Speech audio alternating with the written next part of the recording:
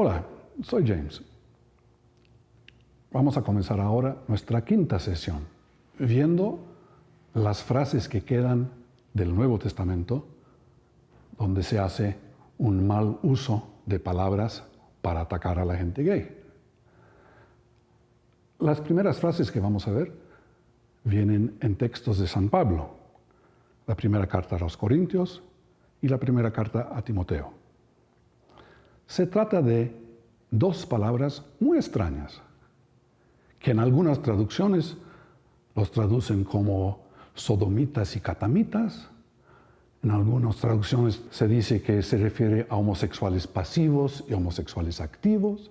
Otras traducciones como invertidos, otros como afeminados. Vamos a ver qué en la verdad son estas palabras. Primero es la palabra malakos. Malakos significa literalmente suave. En inglés soft, en latín molis, mole, no mole como la comida mexicana, pero mole en el sentido de algo suave. Y era una palabra que se utilizaba para referirse a gente un poco dandy de la época, gente que se vestía demasiado bien, que olía demasiado bien, gente cuya manera de vivir demostraba tal vez un exceso de lujo. O sea, se criticaba a gente con esta palabra. Esta palabra en el mundo antiguo no tenía ninguna connotación de orientación sexual, más bien eran conocidos como excesivamente mujeriegos, los hombres que se vestían de esta manera. O sea, aplicación de pensamiento moderno. Si dice suave, ha de significar efeminado, ha de significar gay. Esta es una mentalidad moderna. En el mundo antiguo no se hacía estas asociaciones. En muchos casos, la asociación que se hacía con personas que nosotros llamaríamos gente gay eran de muy masculinos. Julio César es un buen ejemplo. Hay otra gente del mismo estilo. O sea, la misma connotación no se hacía. La segunda palabra es más extraño aún, porque a diferencia de malakos, que era una palabra corriente, la palabra es arsenokoites. Esta palabra no existía en griego antes de la época de San Pablo. No hay referencia alguna en toda la literatura griega antigua que existía de esta palabra antes que su apariencia en estos textos de San Pablo. ¿Es posible que San Pablo lo haya inventado o es posible que era una novedad que circulaba en época de San Pablo? ¿A qué se refería?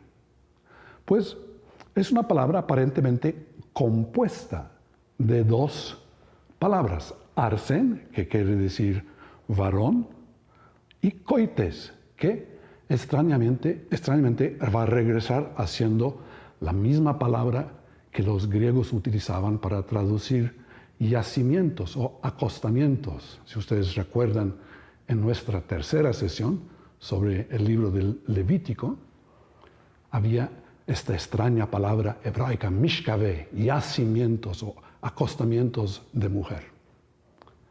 Entonces, parece ser que San Pablo está haciendo una referencia al significado de la palabra en su uso en el texto bíblico. O sea, no está utilizando una palabra común que sus oyentes o lectores habrían entendido para referirse a la gente que tenía relaciones con personas del mismo sexo. Para esto existían bastantes palabras en griego que él podría haber utilizado, palabras modernas y corrientes. Erastes, erómenos, paiderastes, etcétera, etcétera. Había toda una serie de palabras que eran de uso común. En vez de esto, ha insistido en utilizar una palabra arcaica que aparentemente hace referencia a lo que decía en el libro del Levítico. Nadie sabe ahora exactamente a qué se refería. A juzgar por Filón de Alejandría, contemporáneo de San Pablo, que leía el texto de la Biblia hebraica en griego y donde se traduce el versículo en Levítico, arsen y koites. Su uso su entendimiento de él es que esto se refería a la prostitución sagrada del tipo que hemos visto.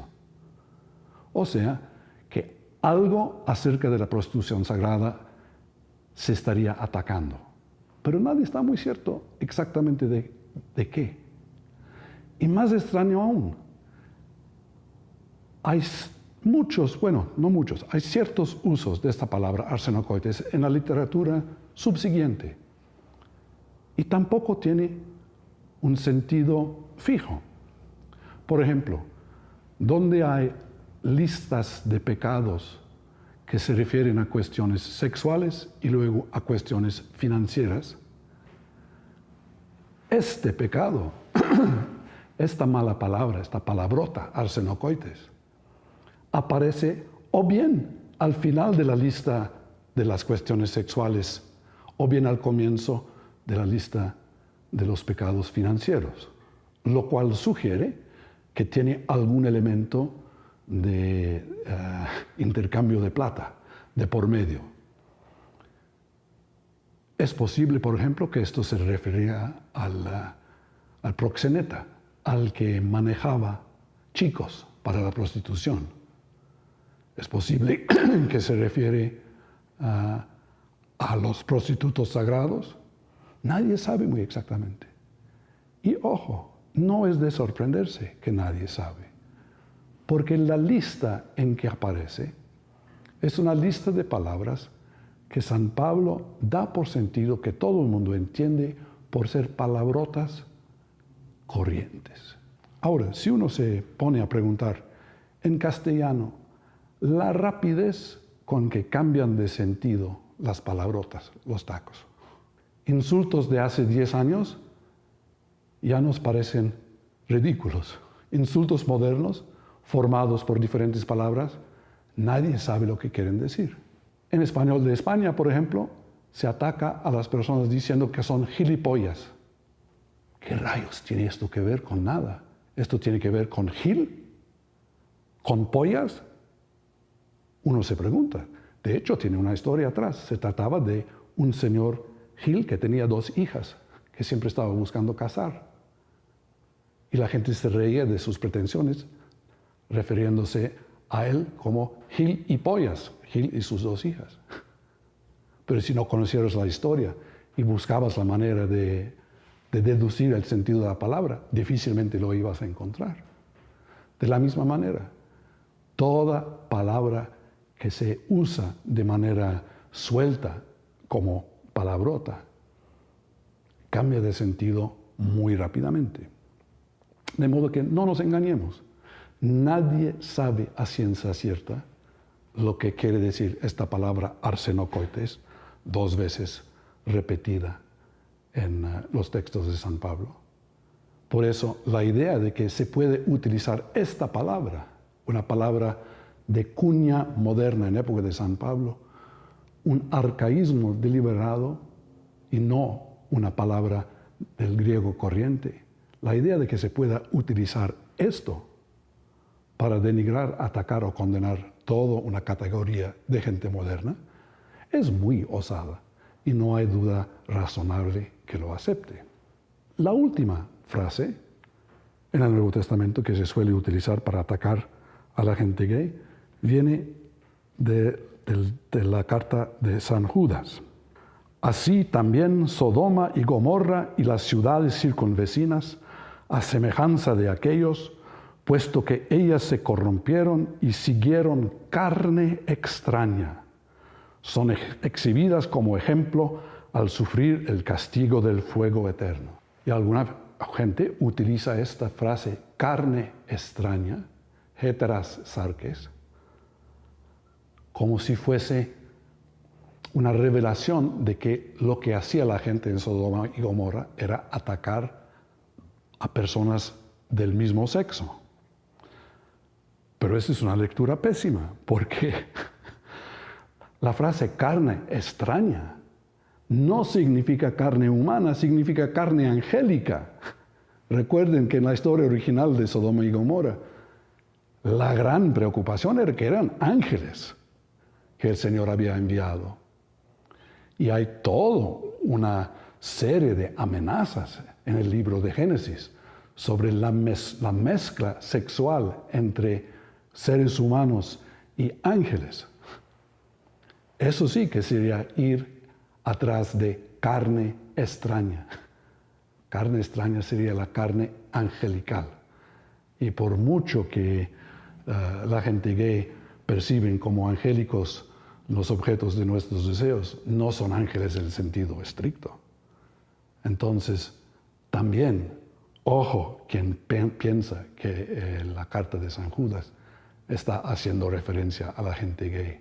El pecado de Sodoma y Gomorra, según este texto, fue que corrió atrás de carne de ángeles.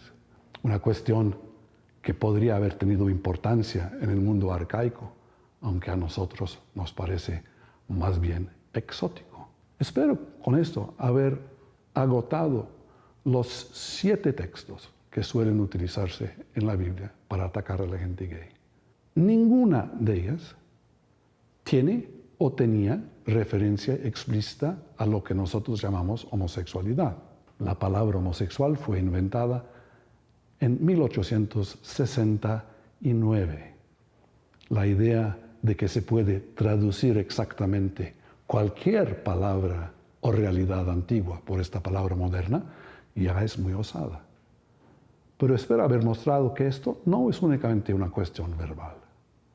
Las realidades que se estaban atacando en la Sagrada Escritura son realidades que son malas. Tenían razón en querer atacar estas realidades. Pero pensar que estas realidades son transferibles a la vida pacífica, amorosa y consentida de gente gay moderna es una aberración que no tiene sentido. Muchas gracias.